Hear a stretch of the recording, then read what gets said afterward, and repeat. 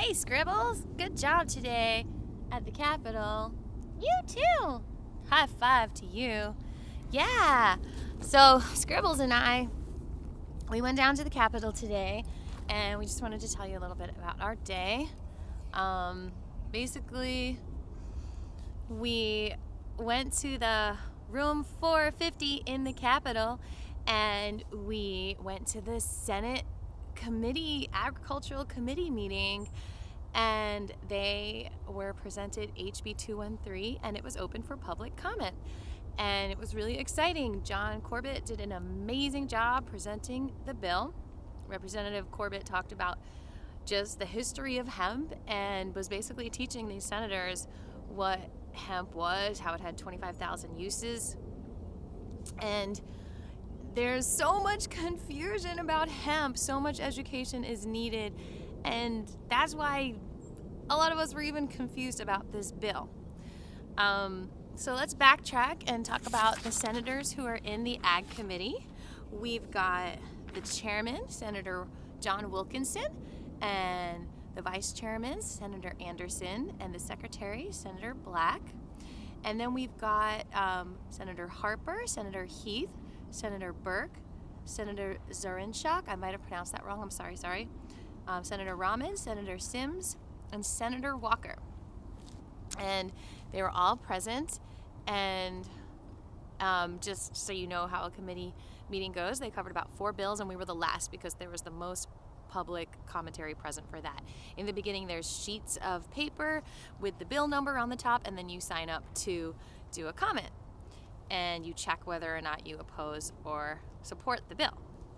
And basically, I didn't realize that the bill number was on top, so I signed up for the wrong bill at first, and I had to cross that out and then sign up for HB213. Okay, so, sorry, the sun's kind of in my eyes. Even though it's 7:30, I don't know why. I'm sensitive to light sometimes. So anyway, there we were, listening to the bill, and then they called upon a professor from UGA to talk about how he's ready to research it. So that's exciting. There's a professor ready to research it, and one of the senators, I think it was Sims, she had a really good question. She said, well, what about other universities? Can they study it too? And they were like, absolutely. So this bill would definitely support university research. And he wanted clarity, which is great, about the research starting right away instead of how it's written in the Farm Bill 2018, which is that you need to wait for the USDA approval. He's ready. He's ready to research. Yeah. Okay, and then they called upon from the U.S. Hemp Roundtable, Jonathan Miller. And I would have loved to talk to him, but I had to run to another meeting afterwards. He didn't say what his concerns, all of his concerns were with what, all of them were with the bill, but he said it doesn't even mention that the flower is acceptable. And he mentioned that the CBD crops is what 75% of the farmers in Kentucky are farming and connected to processors with. So how could we not have flowers in this bill? And I was confused because I thought it was only a CBD bill. Anyway, he also printed out a 2-pager that he handed out of all concerns with the bill that needed to change. So Scribbles and I checked that we opposed and we were for the bill. Well, let's backtrack. Let's talk about how the day started. All right, so we scheduled appointments with the senators ahead of time. And I guess my name, Aviva, sounds like a company, so some of them thought that I was a rep of a company, and they didn't realize I was just an independent constituent, passionate about hemp, and wanting to see this bill change.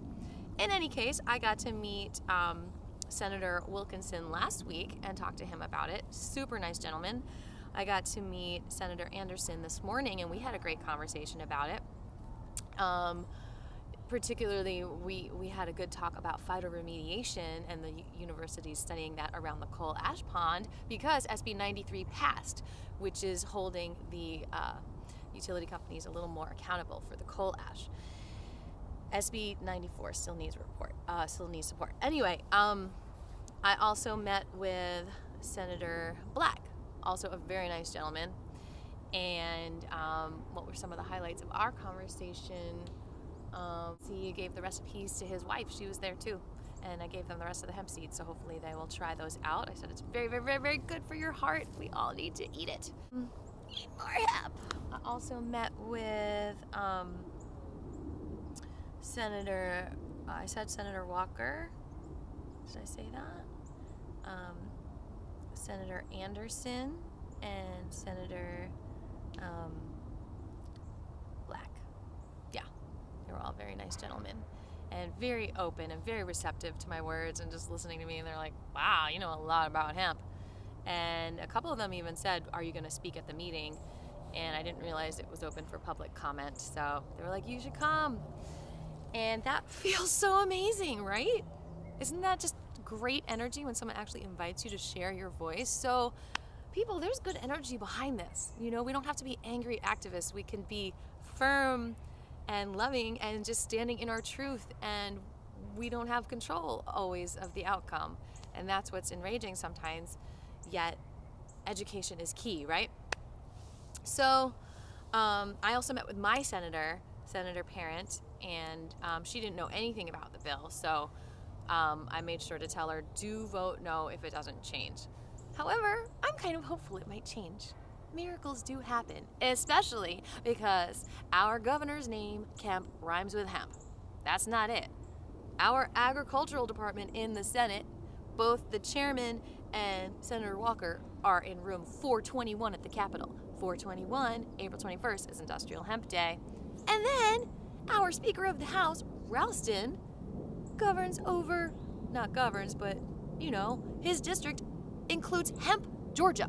So I think the time is now for Georgia hemp, don't you? I was so excited that there were so many people at the meeting speaking good about hemp. I didn't feel alone. I felt in a room full of people that are educating our senators, in a room full of senators and legislators, McCall and Corbett and a couple other reps were there, who are also open to receiving education and knowledge, and just very, very nice, kind, awesome people.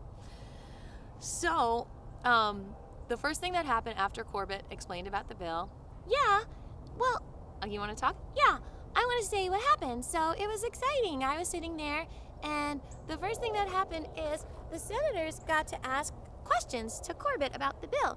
And Senator Harper in particular asked a lot about the restrictions, like, why does someone have to be 20 years experience, blah, blah, blah. Why is it $100,000? Another senator said, why is there even a charge? Do we charge for other crops? Exactly. And it's only $25 in Vermont, by the way, if you're watching this, Senator Heath. And also, just a lot of good questions. Some of them wanted more regulation, like how do you, one of them even asked, what's the difference between hemp and cannabis and marijuana? And they were just asking questions. It was interesting. We were in a room where it was like unraveling of cannabis education history in the making. Yeah, exactly.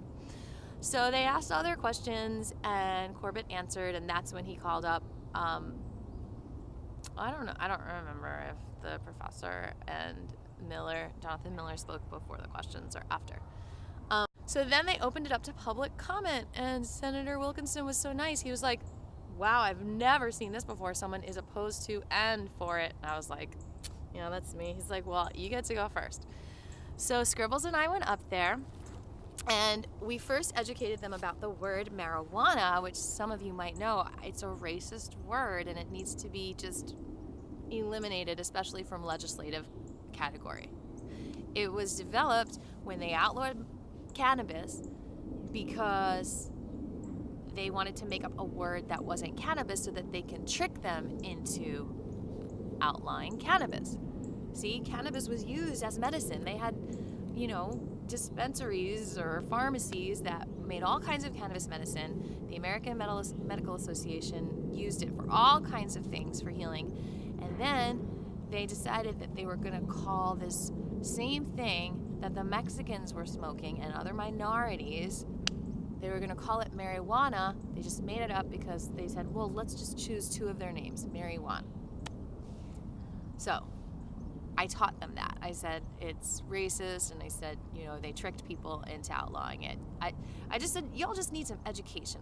I said, don't you want a car that runs on cannabis? Henry Ford? Anyway, I think someone caught it on video. So we're going to be live streaming all of the testimonies. Ashland spoke, a rep from your CBD store, and she did a great job, you know, we had 2 minutes each, just a couple of points about the bill. You know, a couple of people emphasized like we already have a hemp industry, don't be scared. And there was talk about the 0.3 limit in THC, and I don't know why Corbett was like, we're not going to go above it. I chatted with him earlier too, and I said, Good job, Mom. thank you, Scribbles. And I said, well, I don't really understand why, you know, that's the limit. I mean, the Dearborn crop that Henry Ford grew was probably 1%. We really don't need to limit it unless, you know, it's for ingesting, and there needs to be differentiation, stuff like that, on the bill. Hold on. And he brought up a good point. Well, that's not what the feds are doing. But hey, slavery was once legal. Like, we can't always just do what the feds are doing. That's what the state did. One by one, we changed the laws for our states. And the feds finally came around to legalizing hemp as well. So, Georgia, you don't need to be scared. Maybe we're the ones that raise the limits of the THC of hemp. I know that sounds absolutely crazy. And realistically, it's not gonna happen. But I believe in mass consciousness, so I'm just gonna say it's happening right now. We are free with cannabis in all ways. It's how it needs to be. Power to the people. But there was some fear like, oh, how do we make sure it's 0.3, blah, blah, blah, blah, blah. And so I hope I dispelled some of that fear just by educating people about that. I also talked about the THCA, how that's what's really in it. I didn't talk about how that's like has so many healing properties and it's not even THC. But I hope it sparked some interest in them to really learn some more about this, because that's key. Education is key. Like my hemp eyes. They should all have hemp eyes. Exactly, Scribbles. So anyway, Fred Swan, who ran for agricultural commissioner, he spoke. He made some really concise, great points about if it grows hot, we should use it. Hello, we shouldn't waste it. And he made a good point, whereas like we shouldn't throw all of it out. We should do it like maybe some of it is 0.3. But what I've been talking to folks about, which I think I mentioned in another video, is using it for something else. Use it for fuel, or use it for the low THC oil, which someone says they don't think the Senate will pass it at all, which is sad because we need access. Anyway, I hope it does. I hope today just felt like such good energy, such education, such dispelling of fears. We made people laugh.